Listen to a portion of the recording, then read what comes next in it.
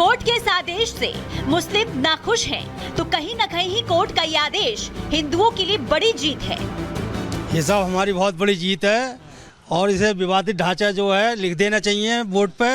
और संभल की जनता बहुत खुश है कि हिंदू जो है जीत जाएगा और बहुत जल्दी निपटेगा केस। झूठे तथ्यों के आधार पर और दबाव बना करके तमाम जगहों पर जो कब्जा किया गया है, अब उसका समय आ गया है। ये बहुत ही जल्दी सब परिवर्तित हो जाएंगे और जितने झूठे तथ्य हैं वो सब निराधार साबित होंगे। जो चीज़ है हकीकत है उसको तो ना आप बदल सकते हो ना मैं बदल सकता हूँ।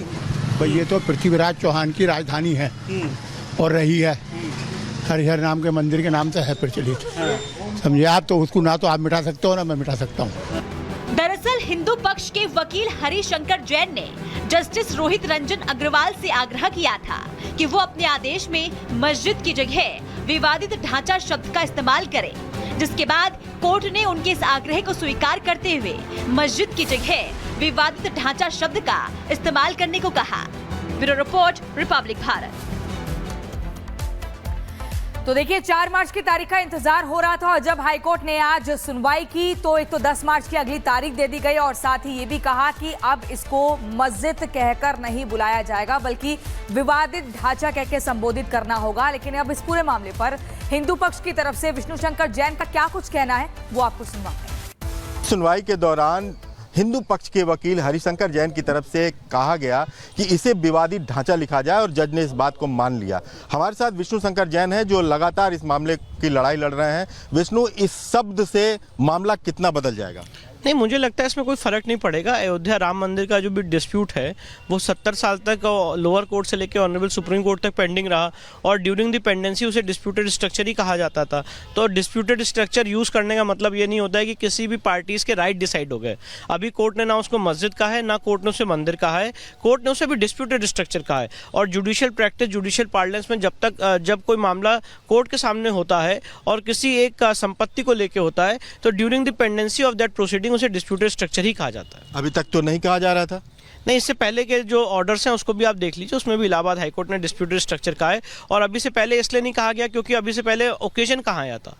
जब मामला इस समय लोअर कोर्ट में था, लोअर कोर्ट ने एडवोकेट कमिश्नर नियुक्त किया। एडवोकेट कमिश्नर की नियुक्ति के बाद लोअर कोर्ट की प्रोसीडिंग स्टे कर दी गई। उसके बाद मस्जिद कमेटी ने इलाहाबाद हाईकोर्ट की इस प्रक्रिया में सिविल रिवीजन में एक करेक्शन एप्लीकेशन दिया जिसमें उन्होंने कहा कि ये जामा मस्जिद नहीं, जामी मस्जिद नहीं, जामा मस्जिद है। अब जामी मस्जिद है, जामा मस्जिद है, जुम्मा मस्जिद है, ये सारी बातें तो लोअर कोर्ट डिसाइड करेगा। तो इलाहाबाद हाईकोर्ट तो इस समय उसको मस्जिद भी नहीं मान सकता है, ना उसको हरिहर मंदिर मान सकता है। तो during the pendency of the proceeding उसको डिस्प्यूटेड स्ट्रक्चर ही कहा जाएगा। ये इनका कहना है कि बहुत सी काइयाँ जमी हैं और गंदगी है, इसलिए पेंट कराना जरूरी है। जब ये एएसआई के अंडर में ये बातें हैं, ये स्ट्रक्चर है, तो आखिर मुस्लिम पक्ष इतना पेंटिंग कराने का दावा क्यों कर रहा है? देखिए, पेंटिंग कराने से मेन मकसद ये है कि जो वहाँ के मंदिर के सबूत हैं उसको छुपाया जा सके। जो वहाँ पे गलत ढंग से पोस्टर लगाए गए थे उन पोस्टर को वहाँ पे छुपाया जा सके और जो वहाँ पे हिंदू मंदिर के कैरेक्टरिस्टिक्स है उसको छुपाया जा सके। भारी मात्रा में सेंट्रल डोम में भी पेंट किया गया है जिससे हिंदू मंदिर के वहाँ पे जो कैरेक्टरिस्टिक्स है वो छुप सकें। यही हमने जो प्रक्रिया है वो हमने अपनी ज्ञानव्यापी के केस में भी देखी है और भी बहुत सारे जो केसेस हैं उसमें इसी तरह की प्रक्रिया अपनाई जाती है कि भारी मात्रा में पेंट की कोटिंग कर दी जाए कि जो लाल पत्थर का जो एक मंदिर का कैरेक्टरिस्टिक है उसको छुपाया जा सके।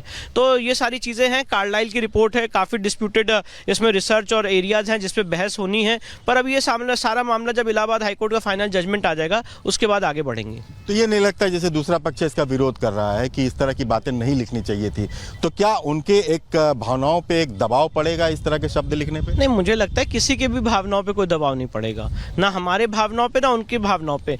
अभी जब तक कोर्ट में मामला पेंडिंग है उसे विवादित ढांचा ही कहा जाएगा जब तक कोर्ट उसमें फाइनल निर्णय नहीं ले लेता है।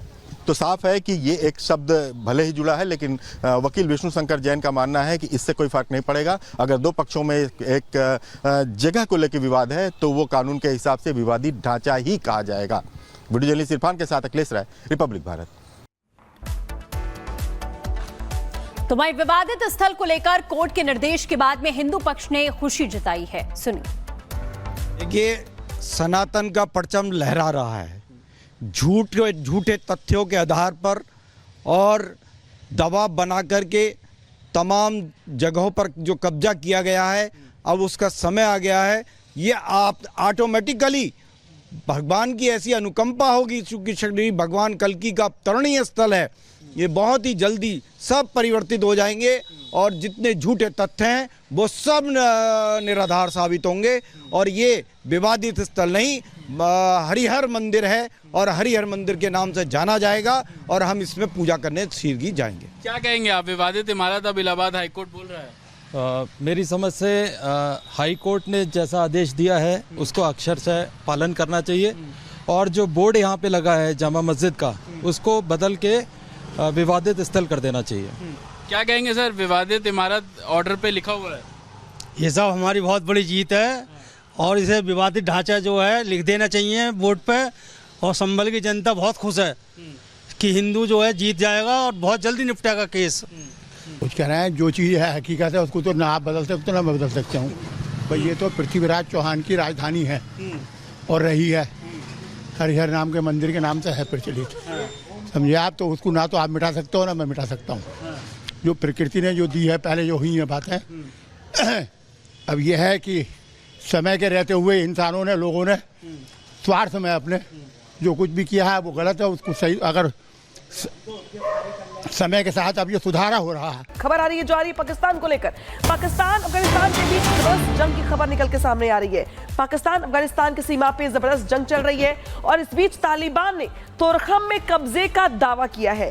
तालिबान ने पाकिस्तानी सेना को तोरखम से भगाया है, ये रिपोर्ट निकल के सामने आ रही है। बीते कई दिनों से तोरखम में तालिबान और पाकिस्तान सेना के बीच जंग चल रही है। तालिबान ने पाकिस्तानी सेना को भारी नुकसान पहुंचाया है। इतना ही नहीं, तालिबान ने पाकिस्तानी चौकियों पर हमला किया है। तोरखम सीमा पर 8 पाकिस्तानी सैनिक मारे गए हैं।